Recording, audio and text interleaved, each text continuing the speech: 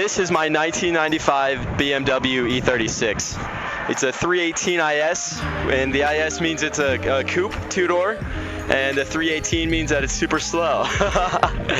I'm just kidding. It means it has a 1.8 liter M42 in it. The I means it's either a four-door or a convertible, and the TI is this funky hatchback variant. They're kind of silly. I've owned this car for 11 months, and I'm going to tell you my experience with it. I really love this car. I'm going to preface with that. The BMW E36 was my dream car before I bought it, and it still is. I love this car. Today I'm going to go over the things that I've done to it, things that I would change about it, and things I'm going to do about it. And last, I'm going to go over if you should buy yourself an E36. To tell you more about the car, just like I said, it's the M42, which is a 4-cylinder, and it doesn't have very much horsepower, but that's okay. It's boasting roughly 140-ish. Mine is a 5-speed manual, love stick, very fun. It's fuel injected, obviously. It's a 95, so BMW, when they made the E36, they did a facelift in 1996, and that included OBD2, and the front grille looks a little bit different. And for the 318 IS, which this is, it changed the motor to be a 1.9 liter M44 instead of the 1.8 liter M42 that's in this. He's honking at me. Alright, let's go over some things that I've done to the car. I haven't done very much. I've been going for an OEM Plus type build. That's my favorite when they're done right. I put a wing on it. This is my favorite and most recent modification. It's just a cheap one. You can get it on Amazon. I think it looks beautiful. I think it really, to show you its sportiness, but not too flashy. I put some new headlights on it. The older ones were really foggy, and that leads me perfectly into the other fog lights that I put on it. They're not wired up, so I can't turn them on, but they look beautiful. The previous owner installed an M3 bumper on it. I love the M3 bumper. Even if it's not an M3, I'm okay with putting an M3 bumper on it. I've been working on the interior recently. The right rear C-pillar trim is missing, and I'm trying to 3D print that. I put a new windshield on it. That is cracked already. I'll get some backstory on that. Really, the biggest thing is I needed to replace the motor, and that's my fault. I'll own up to that. What happened is it used to leak pretty bad from the oil pan gasket, the bottom one, and I tried to fix it myself. However, I don't have a lift, and I was borrowing someone's engine hoist, and that led to a few problems. One, I think that it somehow messed up the timing chain cover, because after I replaced it, it leaked more.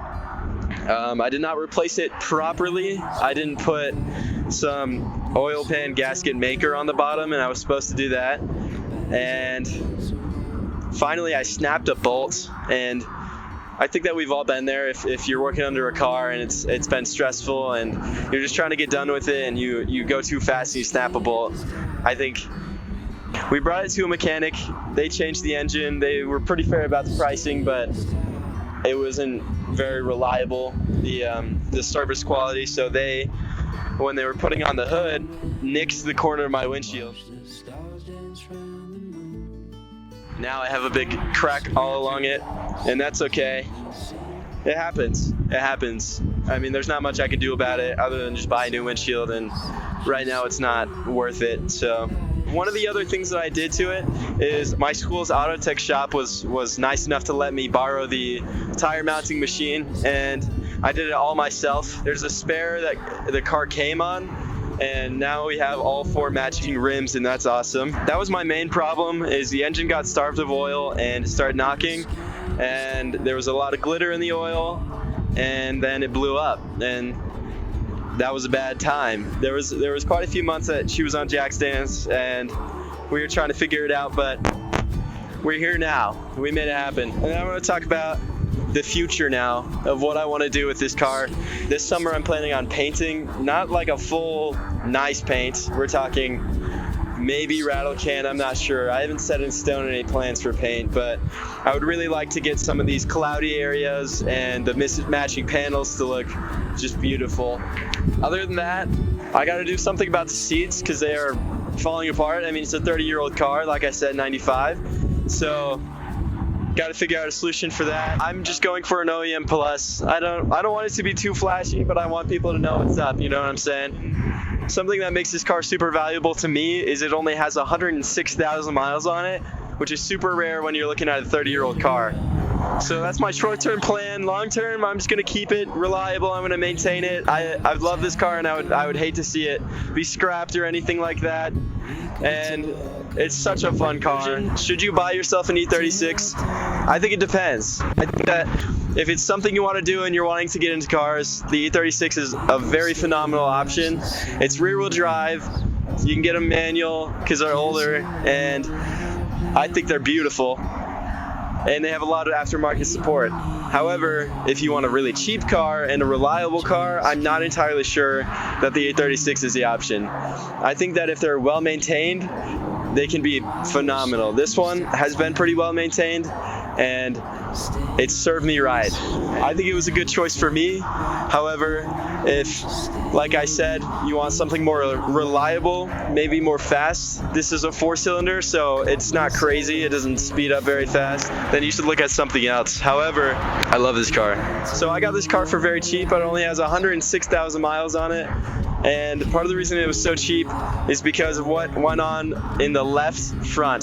So this car had a blowout, and that made the entire front left super banged up. That's why I have a new bumper. That's why this new front nose panel is on. New/old, it's pretty rusty, but other than that, it's been pretty good. There's been some wiring issues. It needs an alignment really bad right now. The steering wheel is not straight. I think the BMW E36 is a phenomenal option. It's a really great platform. People drift these things. They do autocross. They do almost anything in them. And I see why. I think they're a lot of fun. I've never driven a 6-cylinder one, and they're probably a lot faster, and that's okay. If you like this type of content, please subscribe and comment down below if there's any improvements I can make. This is one of my first vlogs out in the wild. So I'm sorry it's so windy, the microphone quality might not be good, but please follow my Instagram, Mr._Ty.E36. I post a lot more on that, and I've been trying to work on a video a week, a short video. So please subscribe. I'll catch you in the next one. Stay safe.